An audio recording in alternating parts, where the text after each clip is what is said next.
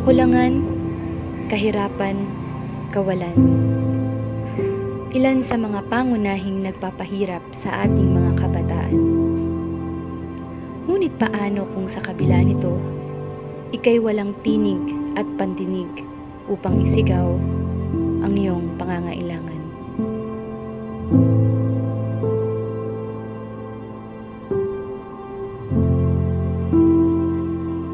Ngayong Kapaskuhan ay may bibisitahan tayong isang kabataan na sa kabila ng hirap ng buhay at paghihikaos ay patuloy pa rin na lumalaban. Tara, halina't samahan niyo ako sa kanyang munting tahanan.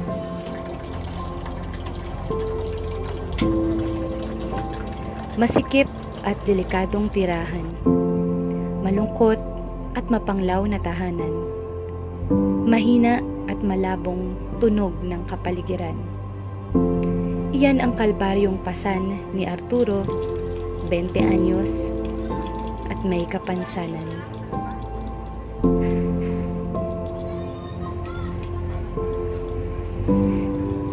Samahan niyo kaming alamin ang istorya sa likod ng sigaw ng walang tinig.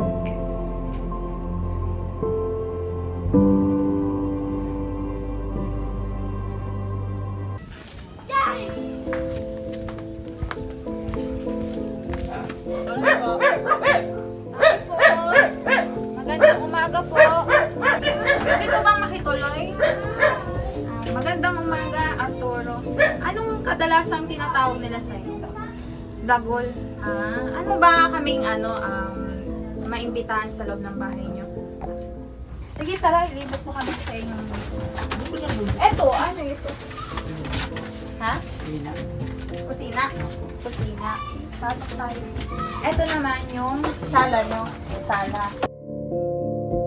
Ito ang munting tahanan na nagsisilbing kublihan ni Arturo at ng kanyang ama sa araw-araw.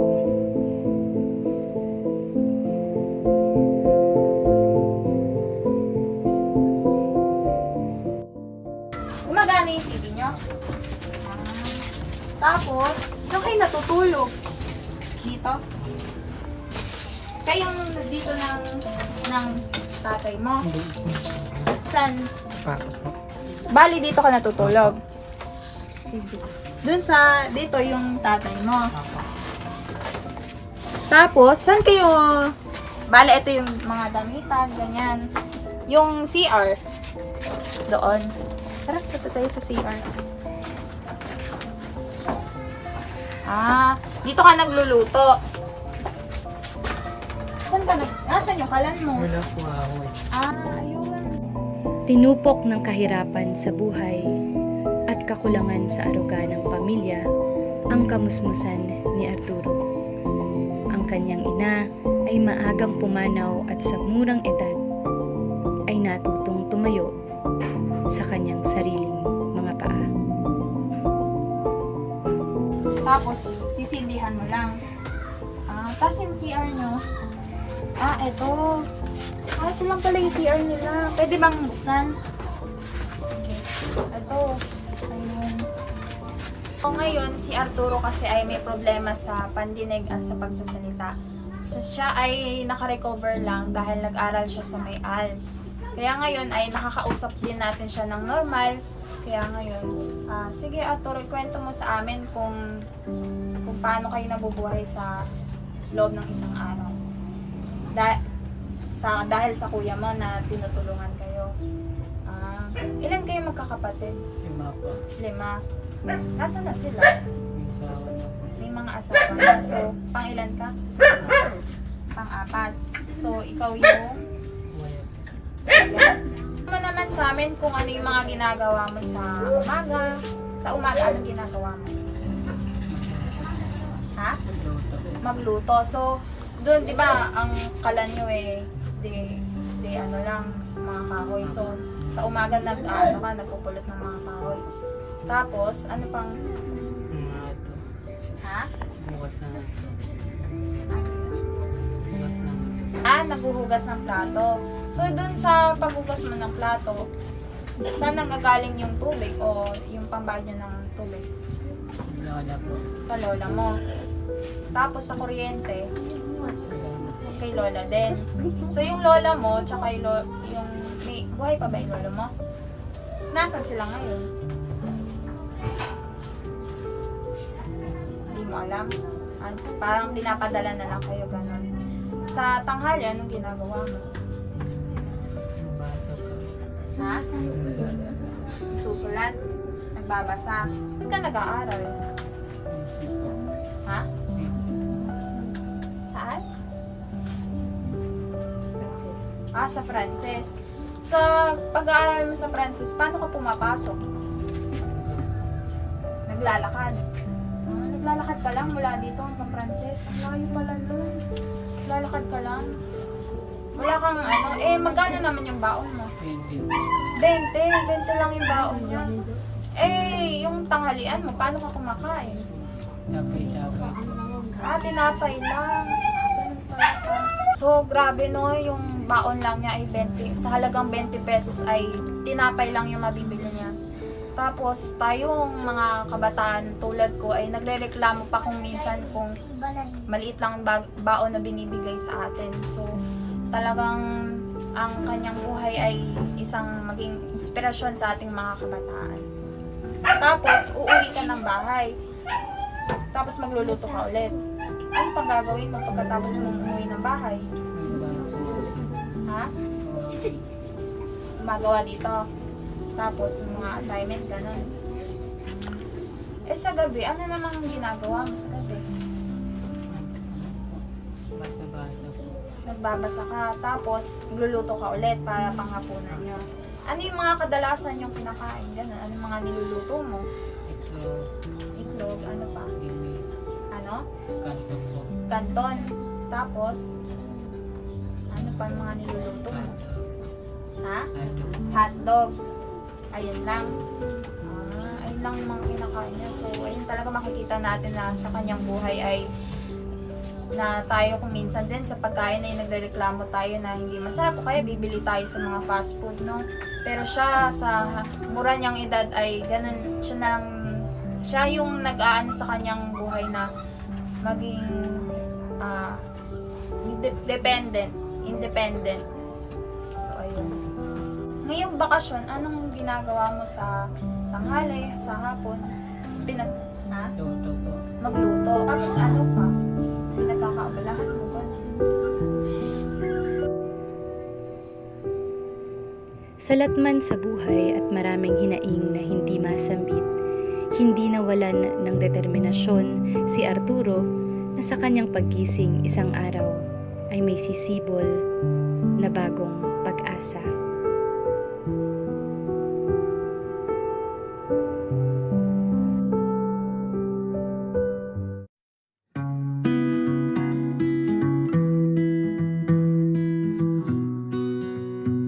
Maagang bumabangon si Arturo upang maghanda at pumasok sa eskwela. Bagamat may kapansanan at kakulangan sa pandinig at pagsasalita, ay siya pa din ang nag-aasikaso sa kanyang sarili. Habang ang kanyang ama ay nasa labas upang maghanap ng kaunting pagkakakitaan.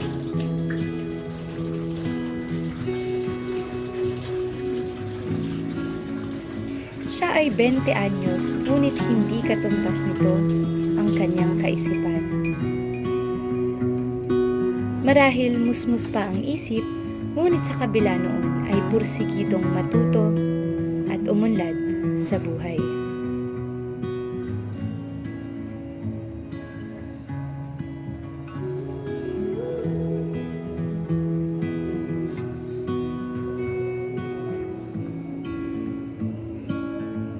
Hirap magsalita at makausap si Arturo, kaya bihira niyang maranasan ang magkaroon ng mga kaibigan at kalaro. Madalas ay maghapon lamang siya sa kanilang munting tahanan upang gawin ang mga gawaing bahay. Hindi katulad ng mga normal na kabataan, si Arturo ay maghapong mag-isa sa 4 na sulok ng kanyang tahanan.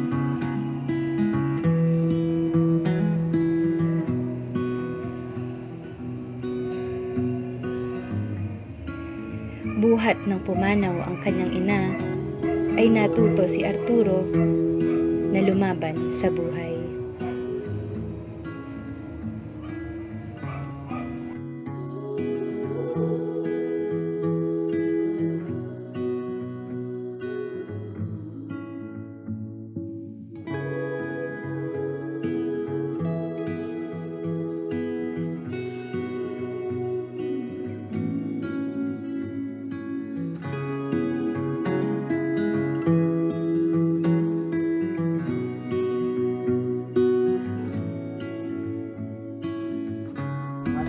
So ngayon tutulungan natin siya magluto. So dito sa loob nila, kapag nagluluto pala siya, medyo mausok. So parang nakakaano yung usok. Nakaka-suffocate, no? Tapos ngayon, ayan, napapaga niya na yung apoy, magluluto na siya. So sige, tutulungan natin siya magluto. So ayan, nilagay niya na yung mantika. Lulutuin niya na yung ano niya. Itlog.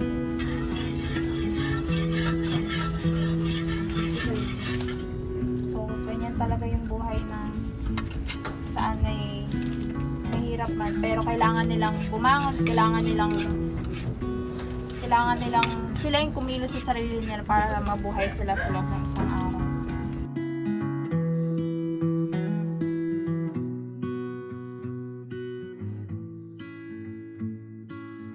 Pagkatapos niyang magluto at magsaing, maliligo na siya. So, ayan.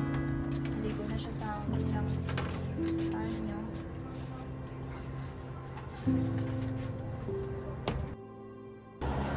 So, ngayon nakita natin yung buhay ni Arturo na may ganito palang kabataan na hindi natin natatanaw, hindi natin nakikita yung ganitong klase ng pamumuhay nila na grabe yung bahay nila, yung tatapakan nila, yung pagsasaingan nila, paglulutuan nila, na ganun kahirap yung gagawin nila para lang mabuhay sa loob ng isang araw.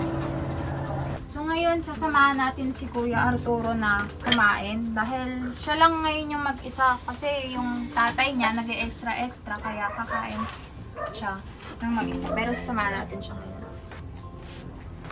Ayun yung pinakain nila. Minsan nangingi lang daw sila sa kapitbahay nila ng pang-ulam katulad ng mga gulay. So kakong daw, ayun.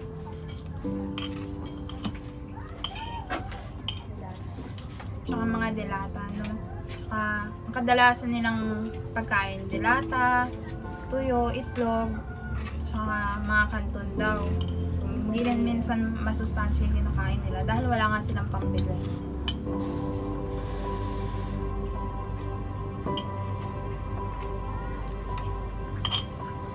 So, ngayon, tapos na kami kumain ni Kuya Arturo at lilipitin na namin pinagkainan namin.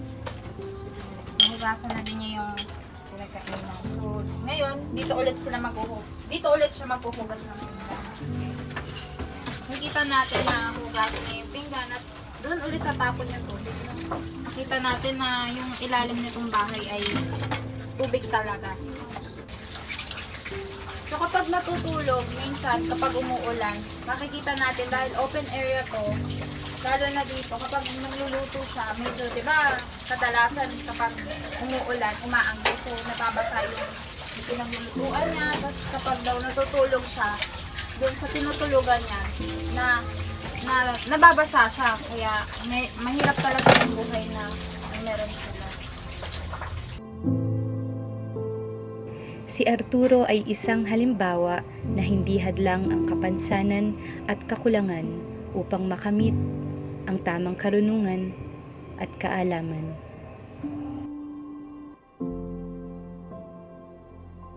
So ngayon, sasamahan natin si Kuya Dagol or si Kuya Arturo na yung pang ginagawa niya ngayong hapon. So Kuya, ano yung ginagawa mo ngayong hapon? Sa hapon? Nagbabasa. Sige. Sige, kunin mo yung babasahin mo. Ayun ba yung sa school mo? Sa eskwelahan?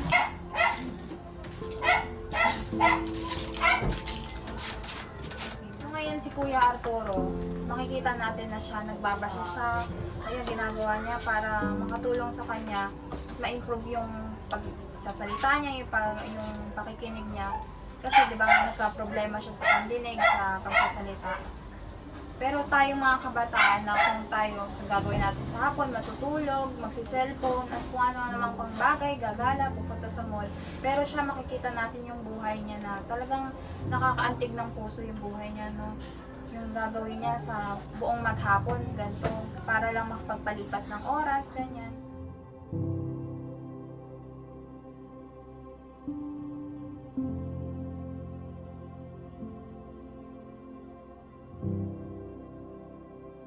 Siya din ay larawan ng pag-asa, himala, at muling pagbangon na nagmumula sa ating Panginoon. So ngayon ay nasaksihan natin ang buhay ni Arturo sa loob ng isang araw. Na ganito ang kanyang pamumuhay sa loob ng isang araw at ang kanilang bahay na hindi natin yan naasahan. Kami ay panandali ang liliban at babalik bukas at may hatid kay Arturo na maraming sorpresa.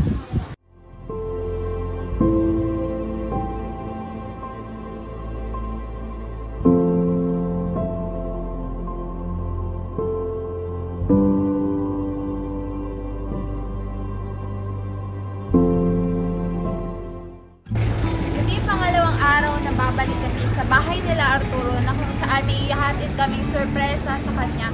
At hindi lang iyon, may sorpresa kaming hatid na hindi matutumbasan ng anumang bagay. Kaya halina, pumunta ulit tayo sa kanya.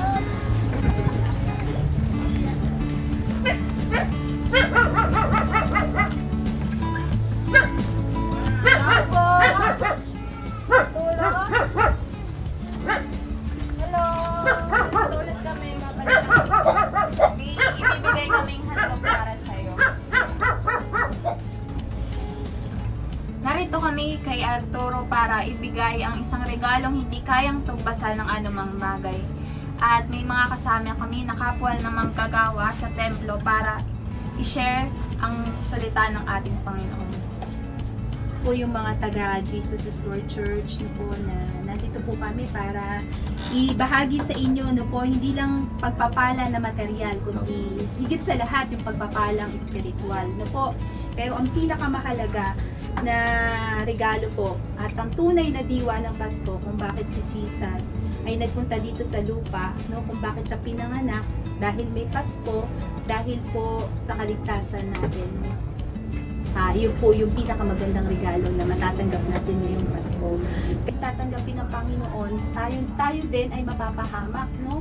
Iba po yung nananampalataya ka at tinatanggap mo ang Panginoon kaysa alam mo lang o kilala mo lang ang Panginoon, no? Kaya ang kagandahang loob ng Panginoon, no? Pumunta siya dito sa lupa para tayo ay tubusin sa ating mga kasalanan. Kaya malaya tayo makakapunta no po sa trono ng Panginoon. Malaya natin siyang matatawag na Lord and Savior. Malaya tayo makakapanalangin kung ano man po yung sitwasyon natin.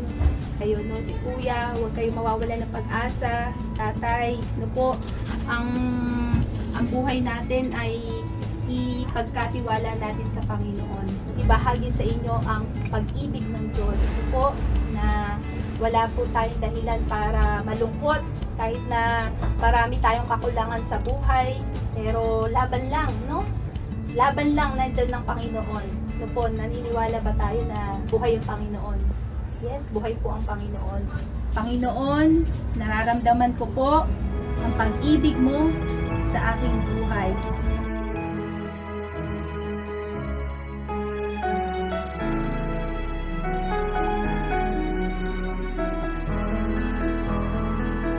Diyos na lumikha. Panginoon, ikaw ang Diyos na nagbibigay, nagkakaloob ng lahat ng kanilang mga pangangailangan.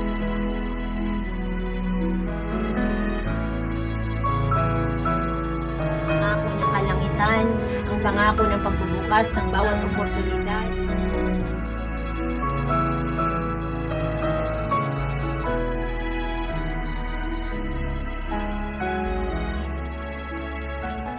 At ngayon, ibibigay na namin kay Arturo at sa kanyang tatay ang hinanda naming sorpresa para sa kanya. Kahapon, hiniling niya na magkaroon sila ng buong pamilya at ang hiniling niya lang ay isang damit. Pero may mas maganda pa kaming inihanda para sa kanya. Sige, ipasok na natin ang mga regalong para sa kanya.